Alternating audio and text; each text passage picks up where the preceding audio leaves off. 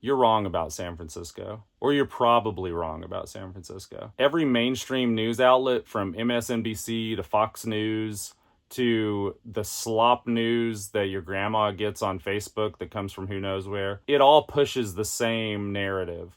That San Francisco is some failed leftist commie experiment, overrun with drug addicts and needles on the ground and human excrement and trash. My own family thinks that I live in some kind of Mad Max hellscape. But the truth is, the mainstream media, and all media really, is inherently right-wing, pro-capital. Look who owns the media. It's the same ultra-wealthy people that buy politicians and control everything. And they have very real motives behind the narrative that they're pushing. I mean, there's a whole genre on YouTube of right-wing guys in baseball caps coming to San Francisco to document the debauchery and filth, always with the thesis that San Francisco is a failed leftist experiment. So in this video, I'm going to recommend some books, like always, that encapsulate the real San Francisco, or at least the San Francisco vibe. Not all these books are set in San Francisco. And I'll also be telling you the truth about San Francisco from someone who's lived here for over 20 years. And when I say I live in San Francisco, I really live in San Francisco. I've lived in pretty much the geographic center of San Francisco for the past 16 years. I walk everywhere. I'm a major compulsive walker all the time. So I'm literally the eyes on the street. I never leave San Francisco. No exaggeration, it's probably been a year since I've actually left the confines of San Francisco, which is kind of sad, really.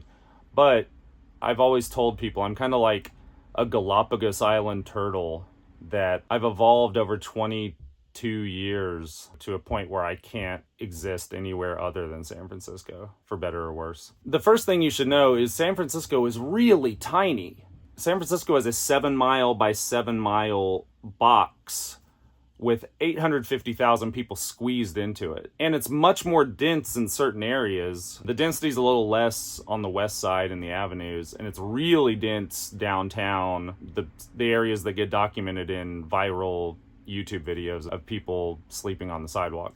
So San Francisco is really concentrated. There's a fentanyl crisis going on across America, if you weren't aware of that. In San Francisco, the drug use is visible out on the sidewalk, whereas in Denton, Texas, that same drug use is going on hidden behind the Safeway or under an overpass on the edge of town. It's all hidden away. But there's drug use going on all over the country. And because San Francisco is incredibly small, and it's one of the wealthiest cities in America, ultra wealthy people live here and share the sidewalk with homeless drug addicts because we're all smashed in here. On top of that, San Francisco is a major tourist destination. So there are shocked tourists documenting everything they see around them and posting it online, and it goes viral. A book that I would recommend that would capture this aspect of San Francisco would probably be Dennis Johnson, Jesus' Son. I know it's not set in San Francisco. I think it's like Pacific Northwest or maybe even East Coast. I don't know. Actually, it might be East Coast. It kind of captures the dreamy, horrific confusion of drug addiction and humanizes it. I can't find my copy anywhere, or I would be holding it up right now. It's one of my favorite books. But Jesus' Son, Dennis Johnson, that's a great one. I've recommended this one before too. A Manual for Cleaning Women by Lucia Berlin. There's a lot of stuff about addiction in here. It's set in the Bay Area. It really captures the desperation of addiction and also existing at the margins of society around ultra-wealthy people. In this case, she's like a cleaning woman at one point. But anyway, the reality of San Francisco that a lot of people don't get, not only is San Francisco not a failed leftist commie experiment, San Francisco is not leftist at all. It probably hasn't been even slightly leftist since like the 70s. The only things that San Francisco is progressive leftist about is gay rights and overt racism. Although I'd argue there's a lot of racism in San Francisco. In every other respect, San Francisco is brutal, hyper-capitalist, money, money, money. The mayor is corrupt. Local government is corrupt. Every city official is like bought and sold by like right-wing libertarian tech guys. This is not a lefty city at all. There are remnants of lefty things like SROs in the Tenderloin and rent control, which I should add, the libertarian tech dudes are always trying to get rid of rent control and are always trying to convince the poor people that rent control is a bad thing. The ultra-wealthy, hyper-capitalist, inherently conservative tech guys pour millions of dollars into getting their people elected, into smearing people that don't fall in line. All they care about is development. Money. A few books I would recommend that kind of capture this vibe. Of course, the classic Maltese Falcon, Dashiell Hammett, captures the gritty reality of San Francisco. San Francisco has always been a place of like hustlers and con men.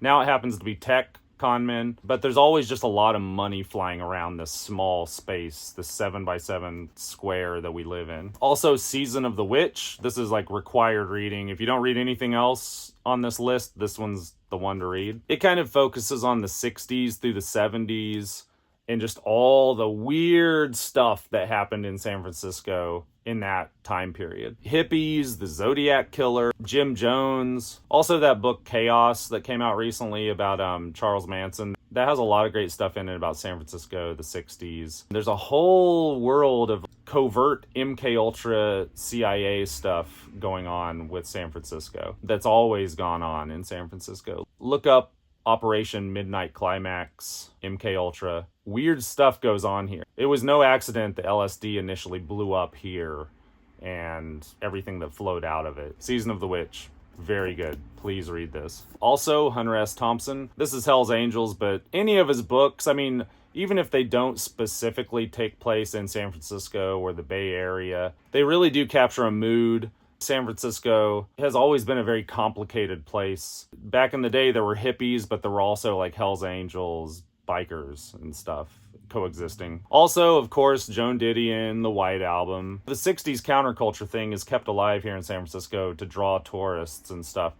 But I would argue there is still a weird, lingering hangover of that time period that kind of permeates everything here. Which again, obviously Howl, Allen Ginsberg, of course. It kicked off the counterculture thing, the freaky beatniks, and then they kind of morphed into hippies and then got co-opted and turned into this grotesque other thing. But anyway, I've lived here over 20 years, and I promise you, San Francisco is not dangerous. They really want you to believe that San Francisco is dangerous. Look up San Francisco crime statistics. The crime has been trending downward since like the 90s. Over the past few years, we had people coming in from outside of San Francisco and breaking into cars and taking backpacks. We had organized teams of people shoplifting at Walgreens, so they had to close down. Look up the real story behind that. Those organized teams of people shoplifting from Walgreens were hired by some like white woman in the suburbs to do that. It was all optics. It was all to push a narrative. The San Francisco police force, just like everything else about city government, is entirely corrupt. I've seen it on multiple occasions where they totally allow open air drug use, people doing fentanyl on the street right in front of them or shooting heroin, smoking meth, whatever. I've seen cops watch people do that on the street and they just walk past them because they want it to get really bad so people will document it, and then that will justify increasing their funding. It's all a hustle to increase police funding, all of it. And I would argue that's the reality for like the rest of the country. It's all a big hustle to increase police funding. Why would they want to increase police funding if crime has been trending downwards steadily for like 20 years, 30 years? They want to increase police funding because the wealthy in power know that the system is collapsing. Inequality has grown too great. They want to turn the police into a militarized army, not to protect you from the bad guys or the scary immigrants or whatever they're trying to feed you. They want a militarized police to protect them from you. Because as everything falls apart, the wealthy need protection. They need their property protected. They need their investments protected. The buildings they own downtown, they want protection from you. And since I sound like a conspiracy theorist here, Philip K. Dick, A Scanner Darkly. This isn't set in San Francisco, but he wrote it just north of San Francisco, and it's apparently very autobiographical. I think it's actually set in LA. But it's like very San Francisco vibes. This guy's a policeman. It's about surveillance. It's about drugs. It very much captures something of the zeitgeist of San Francisco. Now, this Philip K. Dick novel is actually set in San Francisco. You wouldn't think. The movie is set in LA, but the book is set in San Francisco in the future. Post-apocalyptic urban landscape. It's just a really good book. Philip K. Dick, he's very much a Bay Area writer. His book, The Man in the High Castle, is actually set in San Francisco, but I've never read it.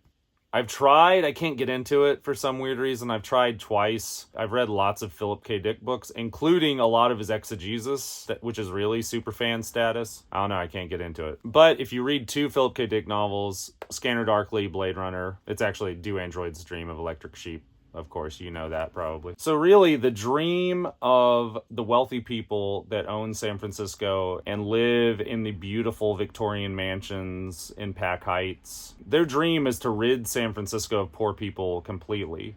Deep down, that's what they want. And they've been very successful in doing that over the past 30, 40 years. They want a beautiful walled city where the service workers bus in and make their lattes and take out the trash and then leave at night on a bus, and then they have their beautiful city. And the only thing that stopped that is rent control. That's the only reason I'm here and have this apartment, is I've managed to cling to it for 16 years, and it's under rent control. Crazy leftist program. It's the only reason there are poor artists in the city. Otherwise, most artists are like trust fund rich kids. But it does kind of tie into these books. Richard Brautigan, Trout Fishing in America, The Abortion. All of his writing kind of captures that eccentric, hip, quirky artist San Francisco vibe that limps along. There's always kind of a quirky, crusty artist thing going on, and he captures it beautifully. Anything by Brautigan. I really have to be in the mood to read his stuff. Sometimes it's almost like too quirky for me, but it's good. It's good stuff. You'll pick up something of the vibe of like artsy San Francisco. Here are some honorable mentions. On the Road, Jack Kerouac, which comes and goes out of San Francisco throughout the book. It's actually a surprisingly entertaining book after I avoided reading it for most of my adult life. I finally read it. It is good, I understand. It's entertaining. It kind of captures dumb, youthful, counterculture, poetic San Francisco. Also, Tom Wolfe, of course, The Electric Kool-Aid Acid Test. It's well written. It's an excellent time capsule.